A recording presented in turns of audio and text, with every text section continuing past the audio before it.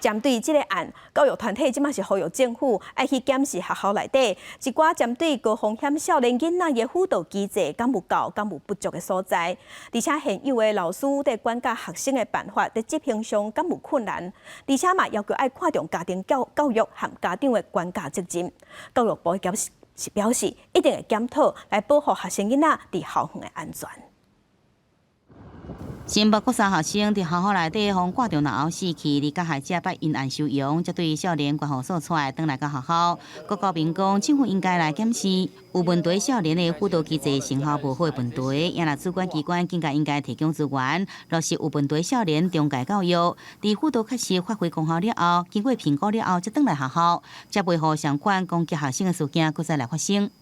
实际上，少管所它就是把你关在一个看守所一样一个里面，把它关起来。它是用隔离的方式，时间短1个月，长3个月，这样这中间没有听到任何辅导、照顾这些的过程，也没有沟通协调的过程。教育团体认为，近年来学生学校攻击的事件有增加情形。对教育第一线来看，现行的教师辅导管教学生办法执行上出现未少困难，常常让老师唔知要怎管教，甚至互投诉。另外，真侪问题学生往往甲家庭的环境也有真大的关系。建议若是要修法，嘛要互家长嘛要负起这个管教义务，也有法则。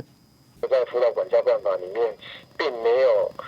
相关的强制家长一些带回的责任。目前来讲，其实是没有法则啦。愿意配合的是 OK， 但是有些没有办法配合的，这个就会造成一些困扰了，不知道怎么处理了。长期帮助读书读到一半，不过读的这少年学生的 NGO 团体认为，这少年往往来自适龄的家庭，对学校生活难以适应，学校也欠缺强制力，政府确实有必要投入真侪资源来改善条例。教育体系、社政体系，甚至司法体系一起来思考这一块需要的环境，对比较少数人哈，然后比较个别的需要去开他特别为他有用的课程，探索很多他未来可能性的课程。